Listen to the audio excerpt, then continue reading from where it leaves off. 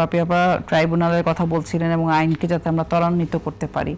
আমরা দেখলাম যে প্রধানমন্ত্রী নিজেও খুব দ্রুততার সাথে তিনি বললেন যে এই বিষয়ে ব্যবস্থা গ্রহণ করবে, কিন্তু এই ঘটনাগুলো আসলে দীর্ঘমেয়াদে সমাজের মধ্যে যে ধর্ষণের মনস্তত্ত্ব তৈরি হচ্ছে, আমাদের কাছাকাছি পুরুষরা ধর্ষককে পরিণত হচ্ছে, সেইগুলো দূর করার জন্য দীর্ঘমেয়াদে কি ধরনের কাজ করা যেতে পারে, সেটা আপনার কি মনে হয়? আইনি বিষয় আপনি বলেছেন, সেটা সামাজিক মোটিভেশন লাগবে, একটা রাজনৈতিক সংগঠনের দৃষ্টিভঙ্গির পরিবর্তন প্রয়োজন আছে।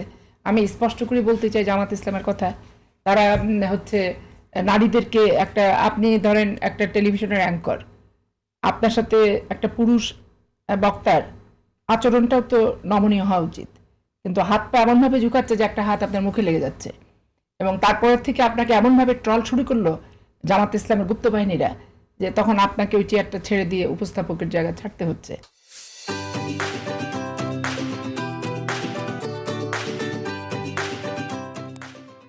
আমরা যখন ছাত্র ছিলাম তখন আমরা মানে আমি যে ঢাকা বিশ্ববিদ্যালয়ের ছাত্র তখন আমরা জাহাঙ্গীরনগর বিশ্ববিদ্যালয়ের মানে শততম ধর্ষণের উদযাপন করেছিল ছাত্রলীগের। এই যে দৃষ্টিভঙ্গিগত ব্যাপার দেখেন, কি ধরনের বিচার চাচ্ছে এই বাংলাদেশের বিরোধী দল, একবারে মনে হচ্ছে যে বিএনপি ধর্ষণ করে ফেলেছে, বিএনপি অপরাধী এবং সব দায় হচ্ছে বিএনপি, বিচার চাচ্ছে।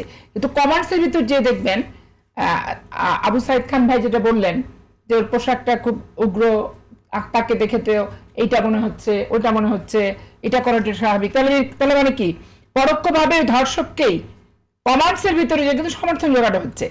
তাহলে এই যে সমর্থন যারা জোগাচ্ছে, এই গোষ্ঠীটা কারা?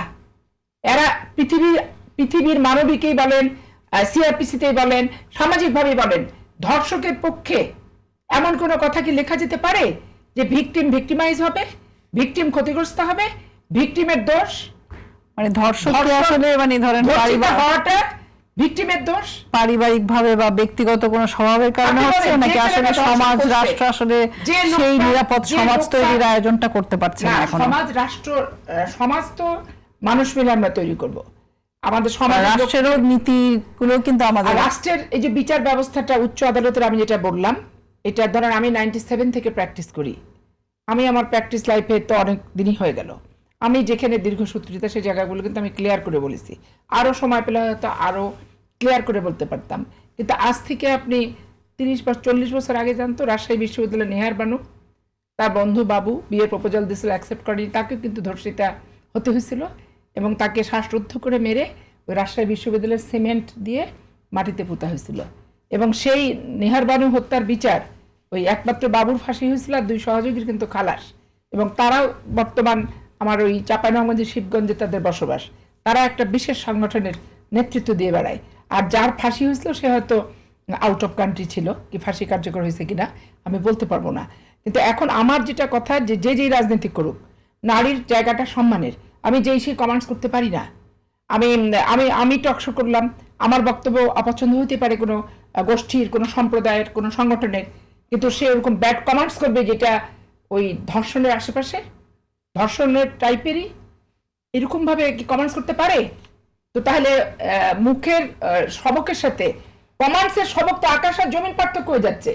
এই পার্থক্যটা তো রাজনৈতিক সংগঠনের যারা করছে তাদেরকে আগে মোটিভেশন করতে হবে, তাদের দলকে, এবং দৃষ্টিভঙ্গির পরিবর্তন করতে হবে।